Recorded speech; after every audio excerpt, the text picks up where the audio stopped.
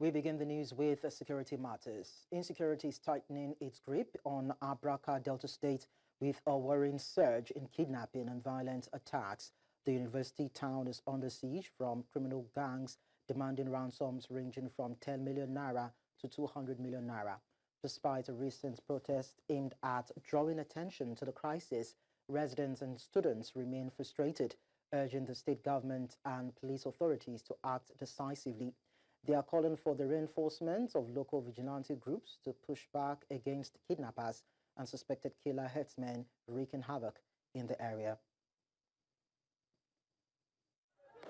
You can see the insecurity has increased to the extent that 6 o'clock people are in very high haste. You can see the shops here. People that run for a few days ago have not come back because of the situation of the ground that is really happening in the Agbarho here as it is now. People are running here and scatter. Kidnapping has become a very big business that people are doing. We used to carry kidnappers, we don't know them. When we get to the bush, they will say, come that they will build up us, take our buy from us. So we need security for Agbarho and Ughelli. Because of the insecurity here, the business here is no longer moving smoothly as before. Students and individuals are running scatter, looking for a secure place to stay because of the insecurity, the kidnapping here and there. So that's it. So we are begging so that they should come and do something about it, so that the place, Agbarho precisely, can be a better place and a safe place for everyone to live in, just as before. Meanwhile, in Agbarho, a community in Ughelli North local government area of Delta State, residents are gripped by fear and frustration. Women in the community say 26 children aged between 4 and 10 have gone missing under mysterious circumstances. News Central's Austin Azu is in Agbarho and brings us these reports. Hundreds of women a few days ago took to the streets of Agbarho, Delta State, in a peaceful protest, raising the alarm over the disappearance of 26 children in their community. This thing too much. Our children begin they loss, even those in a goat or fowl. The owner go find her.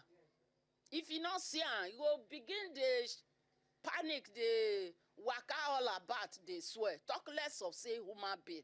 So now we begin cry that day. Lucky Iriga and his wife, along with another parent, Vero Lucky, recounted how their 2 children vanished without a trace while playing outside after school. Since on 29th of this May, came from school around 1 o'clock, maybe around 12, na KG3. Around 1 o'clock, after you must have shove in it, go play around the environment. And from there, I see my pikin. From that day to today now, today is Sunday, which is making 10 days now, I never see my pikin. And money why I don't wait concerning this issue, don't pass 100,000, I never see my pikin. My wife, he know this son, myself, I know this son. Every shop say I know fit the shop now, unless I see my pikin, before I fit get us of mind. I feel they sleep, and they find her. Let me see they sleep. Just sleep, wake up for us, me and her. We just come outside. Because they call they fight for our compound. One boy with one girl. They call they fight for our compound. The pikin even stand for me. Where they even they fight. Well, after the fight, because they fight that fight inside my house, we call come outside. A moment that fight stop, at that moment I just start to fight that side. The big questions remain: who is behind these disappearances? And what measures can be put in place to better protect children and ensure the safety of Agbarho's residents? I work at people children. You let them with 20 children that lost.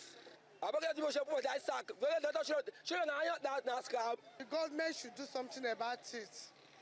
I'm not happy hearing it that 26 children after carrying pregnancy for 9 months. It's a very sad news. They need to bring more ends to enable this thing to stop. So they should bring strong security in Agbarho. In response, the local government council chairman has scheduled a security meeting for Tuesday aimed at finding urgent solutions to the rising insecurity in the area. So far, police has not issued any official statement regarding the reported abduction of the 26 children. In Delta for News Central, Austin Azu. Our correspondent who has been monitoring these developments, Austin Azu, joins us now for more updates. Austin, good afternoon to you. Tell us more about this story of the missing children.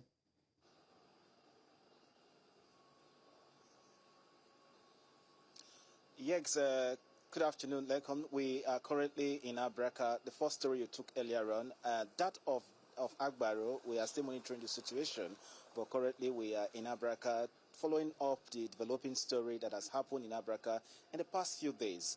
In the past few days, Abraka has been boiling over insecurity. The farmers in Abraka can no longer go to their farms. And of course, you know, Abraka is an academic community. And from what we gathered so far, most of the students have left the community. The community is quite empty. Unlike before now, when you come to Abraka, it's bubbling with various activities and economic activities as well. You heard what the respondent talked about, her business. However, we have some of the community leaders and those who have been on ground here in Abraka to bring more speed to what has happened in the past few days. We have Ughelli Eagle is a member of the local hunters. Okay, please talk to us. How are you guys able to handle the security challenges in Abraka? Since last year, we have been working on it. So, unfortunately, my oga called me. That was about 4 or 5 days ago, around 11 o'clock in the night.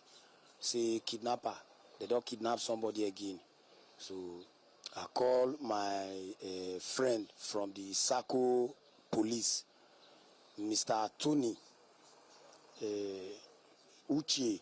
So I called him and he get ready immediately and he followed me up.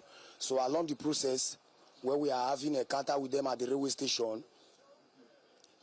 the DPO and my Oga, the Comrade Akima, they almost get killed.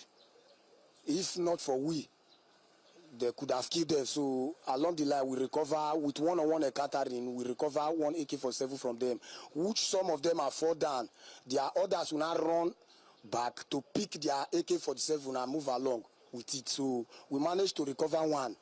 And after that one, we took the body to the station, from station to hospital. So after doctor confirmed, he said they are dead.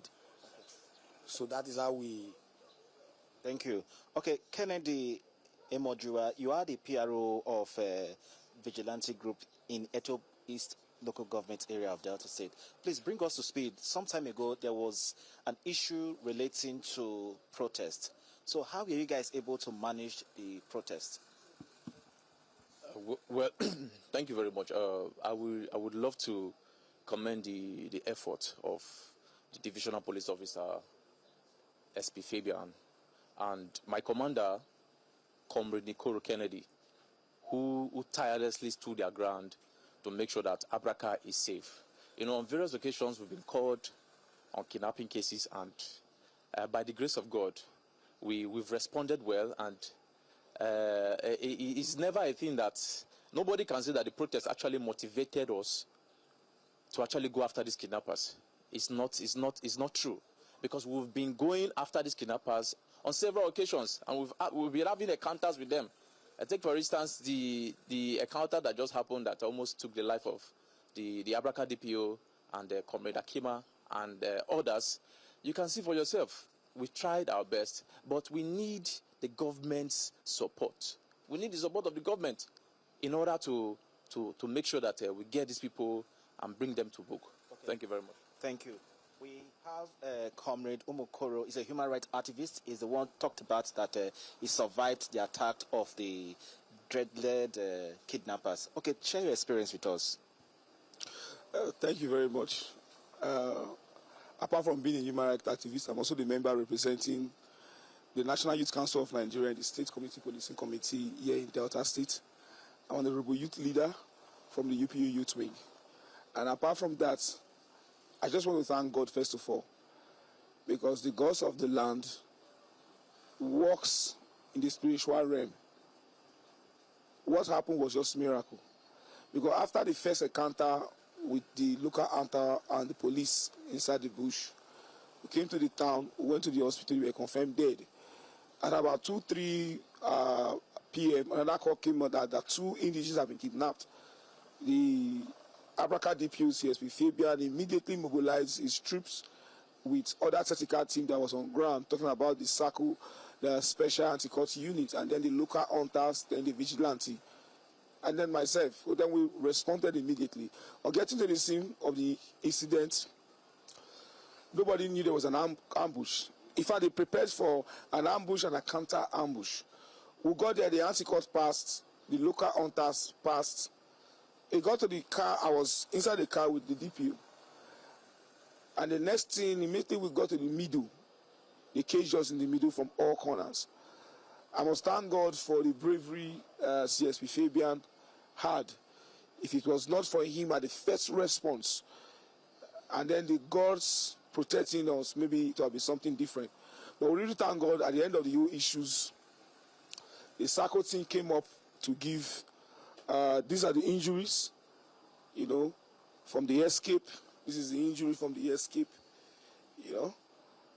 Before the SACO men who came to start distracting them, it was when the distraction came, myself and the DP and others, we had our own chance to go through.